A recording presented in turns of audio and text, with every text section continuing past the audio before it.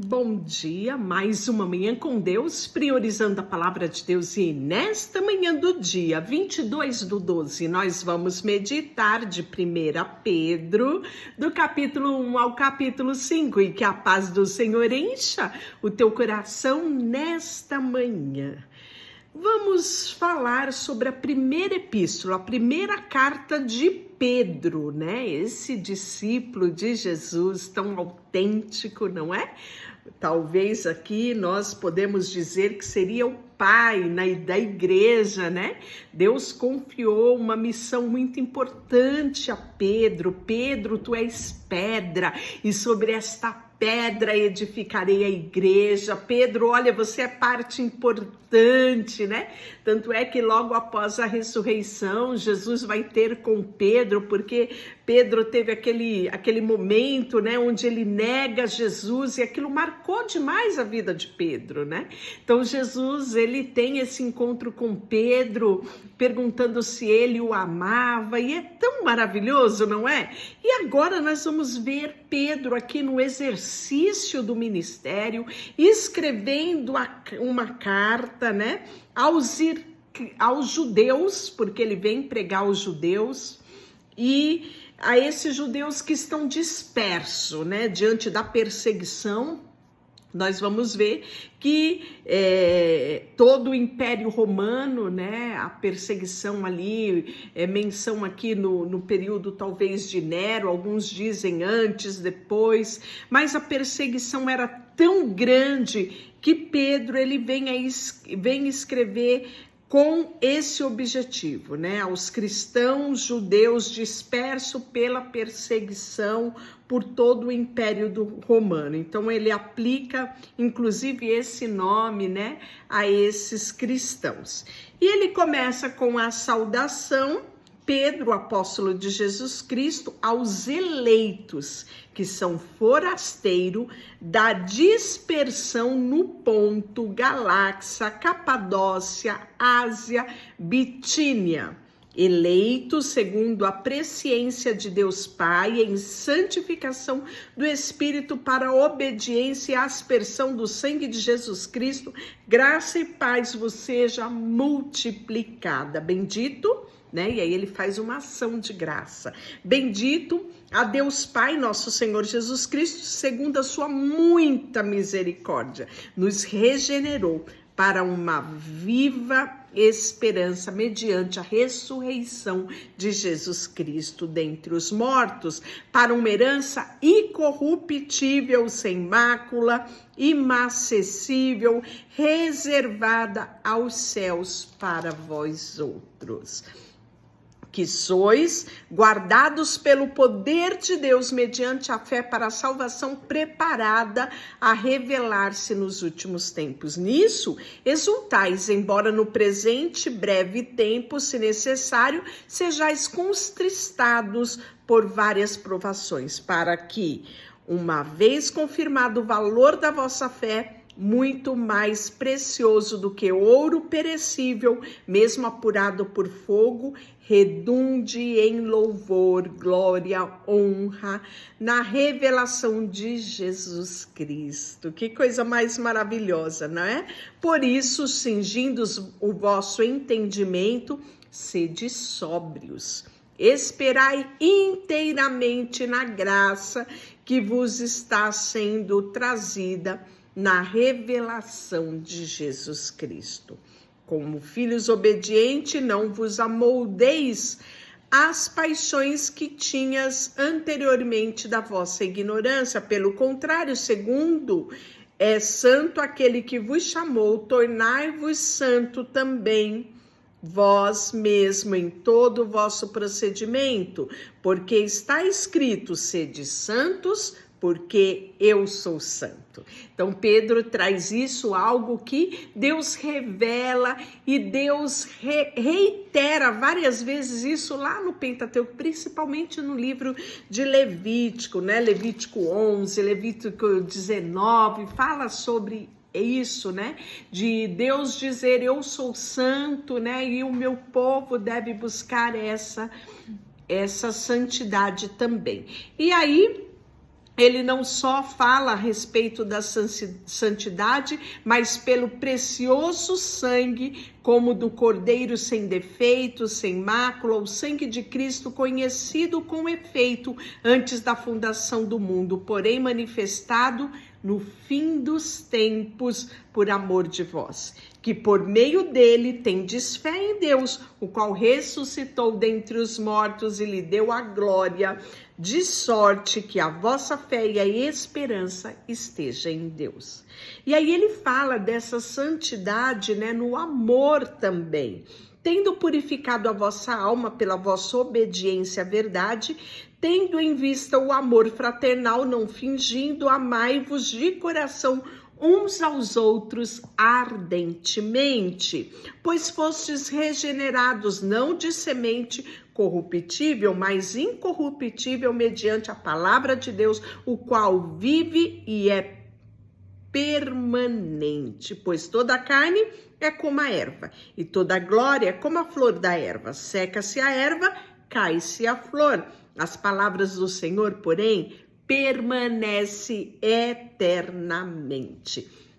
E aí ele fala que os crentes, né, eles são casas espirituais edificadas em Cristo. E aí ele faz um convite: despojai-vos, portanto, de toda maldade, dolo, hipocrisia, inveja e de toda sorte de maledicência. Desejai ardentemente, como criança recém-nascida, o genuíno leite espiritual, para que por ele vos seja dado crescimento para a salvação. E se já tendes experiência de que Jesus é bondoso, chegai-vos para ele, pedra que vive, rejeitada sim pelos homens, mas para com Deus eleita e preciosa.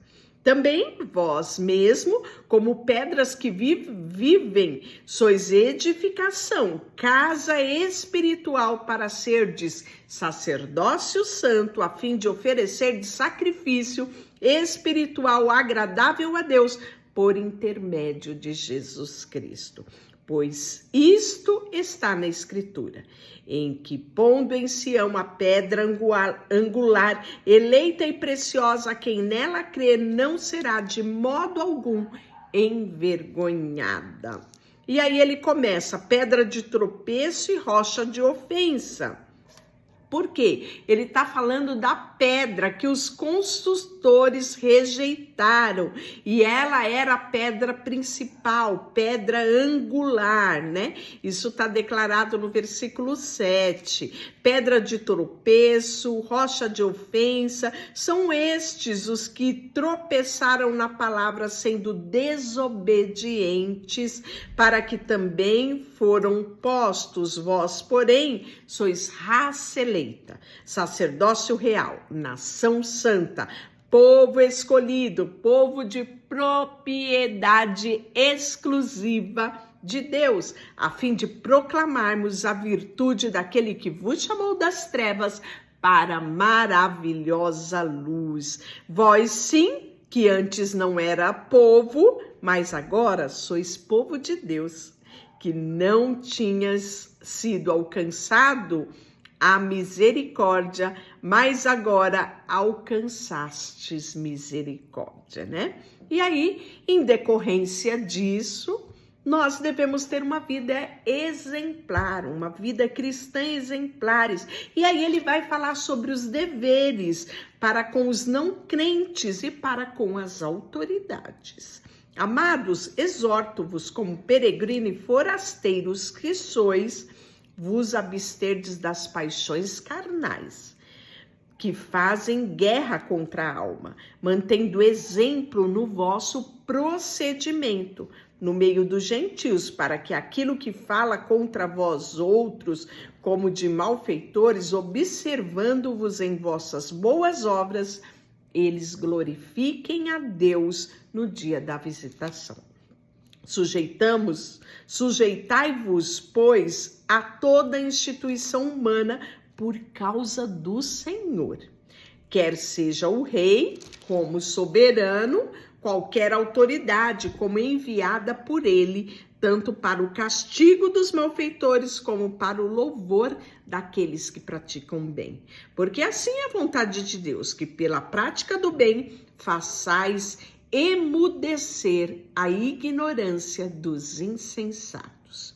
Como livre que sois, não usando todavia a liberdade por pretexto de malícia, mas vivendo como servos do Deus.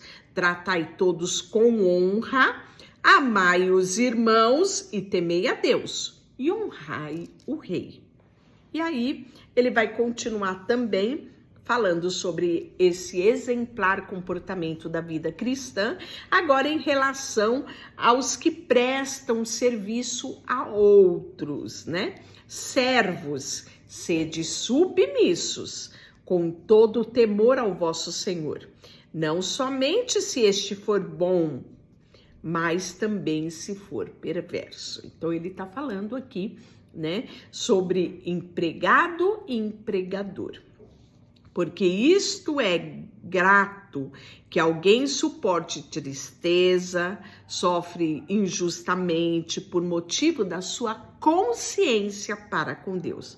Pois que glória há, se pecando sendo esbofeteado por isso, e suportai com paciência, se entretanto, quando praticares o bem, sois igualmente afligido, e o suportais com paciência. Isso é grato a Deus, porquanto para isso mesmo fosse chamado, pois também Cristo sofreu em vosso lugar, deixando-vos os exemplo para seguir os vossos passos, o qual não cometeu pecado, nem dolo algum se achou em sua boca, pois ele, quando ultrajado, não revidava com o traje, e quando maltratado, não fazia ameaça, mas entregava-se àquele que julga retamente, carregando ele mesmo em seu corpo sobre o madeiro os nossos pecados, para que nós, mortos para o pecado, vivamos para a justiça, por suas chagas fomos sarados. E aí a vida exemplar em relação à sujeição e os deveres dos casados. Olha o que ele vai falar, mulheres, sede vós igualmente submissa ao vosso marido, para que ele, se ainda não obedece à palavra, seja ganho sem palavra alguma por meio do procedimento da sua esposa. Que conselho, não é? Conselhos também semelhante a este, está lá em Efésios 5:22, Colossenses 3:18. Então, mulheres, vamos nos atentar àquilo que Deus espera de nós como mulheres, como esposa. Ao observar, então, esse marido, se ele não conhece o Senhor, a palavra diz que ele pode ser ganho sem palavras, só observando o proceder da sua esposa. Ao observar o honesto comportamento dessa esposa cheia de temor. Não seja, esposa, mulher, o adorno, os enfeites, aquilo que é exterior, o corte, o frisado dos seus cabelos, os adereços de ouro, né, os aparatos, os vestuários. Isso não seja o que te admire o seu marido, mas seja, porém, aquilo que está no interior, do coração unido a um incorruptível trajo de um espírito manso, tranquilo, que é de grande valor diante de Deus. Pois foi assim também que a si mesma ataviaram outrora as santas mulheres, que esperavam em Deus, estando submissas aos seus próprios maridos. Como fazia Sara, que obedeceu a Abraão, chamando-o de Senhor, da qual vós tornastes filha, praticando o bem e não temendo perturbação alguma. E aí ele vem trazendo também, claro, ordenanças aos maridos. Marido, vós igualmente vivei a vida comum do lar, com discernimento, tendo consideração para com a vossa mulher, como a parte mais frágil, tratai-a com dignidade, porque sois juntamente herdeiros da mesma graça de vida, para que não se interrompa as vossas orações. E finalmente, sede todos de igual ânimo, compadecidos fraternalmente, amigos, misericordiosos, humilde, não pagando mal com mal, ou injúria por injúria, antes,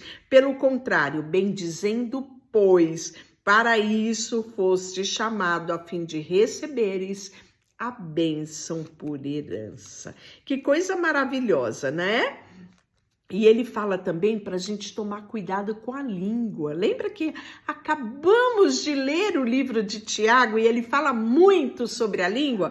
Pois é, Pedro aqui no versículo 10, ele diz, pois quem quer amar a vida e ver dias felizes, sabe o que deve fazer? Refrear a língua do mal e evitar que os seus lábios falem dolosamente, apartando-se do mal, praticando o bom, buscando a paz, empenhando-se em alcançá-la. Porque os olhos do Senhor repousam sobre os justos e ouvidos estão abertos às súplicas, né? E ele vai fazer esse apelo durante todo o seu livro aqui, né, de 1 Pedro, a essa prática, a prática do bem, a prática, né, cristã em detrimento do mundo, para que o mundo enxergue em mim e em você a própria obra transformadora de Jesus. E aí, né, nós vamos ter também segundo o exemplo de Cristo. Então ele vai trazer sempre isso, né? Jesus como nosso exemplo, pois também Cristo morreu uma única vez pelos pecados, o justo pelos injustos, para conduzir-vos a Deus, morto sim na carne, mas vivificado no Espírito. E a morte para o pecado e a pureza da vida é o que Pedro vai falar no capítulo 4, né? Dizendo que sofrer por amor a Cristo, isso é um privilégio glorioso, porque ele está falando com irmãos que estão em plena época de perseguição. Acima de tudo, porém, tendes amor intenso um para com o outro, porque o amor cobre multidão de pecados, tá? No versículo 4, no capítulo 4, versículo 8, e ele fala que o fim de todas as coisas está próximo, e a gente deve ser criterioso, né? E inclusive, né, ele nos orienta a orarmos. E ele fala, amados, não estranheis o fogo ardente que surge no meio de vós, destinado a provar-vos como de alguma coisa extraordinária, como se tivesse acontecendo. Pelo contrário, alegrai-vos na medida em que sois coparticipantes do sofrimento de Cristo, para que também, na revelação da sua glória, vos alegrei exultando, né? E aí, no capítulo 5, que é o último capítulo nosso, os deveres do ministério. Rogo-vos, pois, presbíteros, que há entre vós, e eu presbítero como eles, né? Então Pedro aqui se colocando no mesmo patamar, lembrando-se que aqui quando ele fala de presbítero aqui na igreja primitiva, né, era uma espécie de pastor. E aí ele fala: "E testemunha do sofrimento de Cristo e ainda coparticipante da glória ainda revelada. Pastoreai o rebanho de Deus que há entre vós, não por constrangimento, mas espontaneamente, como Deus quer, nem por sorte da ganância, mas de boa vontade." Sabe o que ele fala no versículo 6? "Humilhai-vos, portanto, sobre a poderosa mão de Deus, para que ele, ao tempo oportuno, oportuno vos exalte, lançando sobre ele toda a vossa ansiedade, porque ele tem cuidado de vós. Que coisa maravilhosa, não é? Deixa eu orar por você. Senhor, nesta manhã, colocamos diante de Ti o nosso coração, a nossa vida. Ajuda-nos todos os dias a perseverarmos na fé. Ajuda-nos todos os dias ser o exemplo da transformação que Jesus conquistou ali na cruz. Nós colocamos diante de Ti tudo o que temos e somos. Em nome de Jesus, amém. Deus te abençoe.